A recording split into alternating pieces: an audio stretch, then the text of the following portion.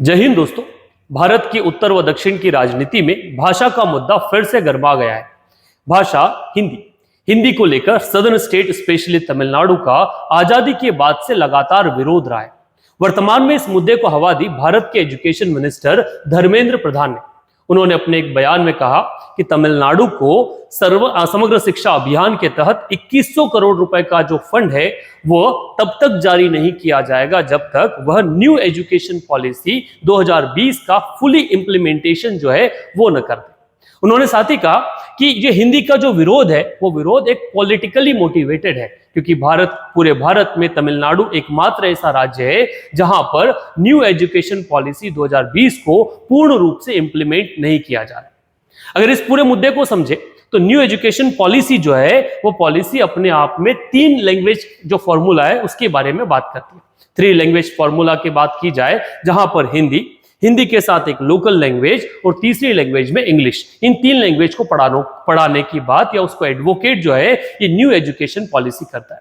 भारत के सभी राज्यों में ये पॉलिसी चल रही है, पर तमिलनाडु ने इस पॉलिसी को या इस पर्टिकुलर जो कॉन्सेप्ट है इसको रिजेक्ट कर दिया।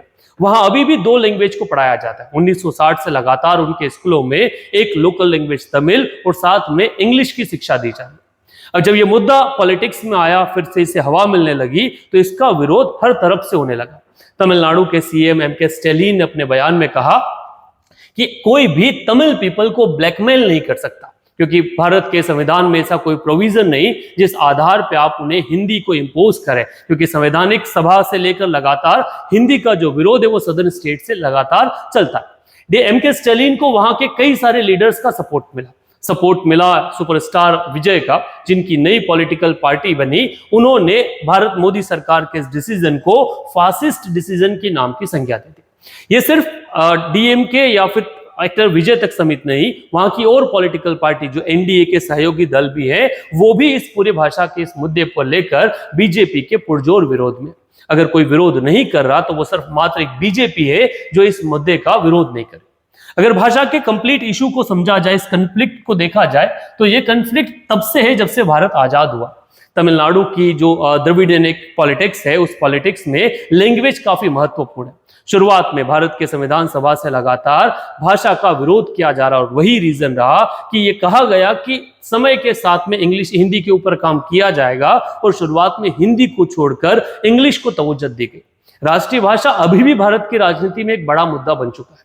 अब बीजेपी वहां के प्रेसिडेंट अपने लोकल प्रेसिडेंट के साथ में पूरे स्टेट में इस 3 लैंग्वेज फॉर्मूला को लेकर एक जो अभियान है वो चलाने वाली। उनका मानना है कि कई सारे बड़े स्कूल्स जो हायर एजुकेशन है, जो सीबीएसई मॉडल पे काम करते हैं, वो 3 एजुकेशन फॉर्मूला को फॉलो करते हैं। सिर्फ वहां के सरकारी स्कूल को ही इस 3 एजुकेशन फॉर्मूला से वंचित है। 2100 करोड़ का फंड वहां के एजुकेशन के लिए काफी महत्वपूर्ण है। इसी से वहां के लोगों का सैलरी जाएगा, वहां रिकंस्ट्रक्शन एजुकेशन को लेकर होना है वो होगा।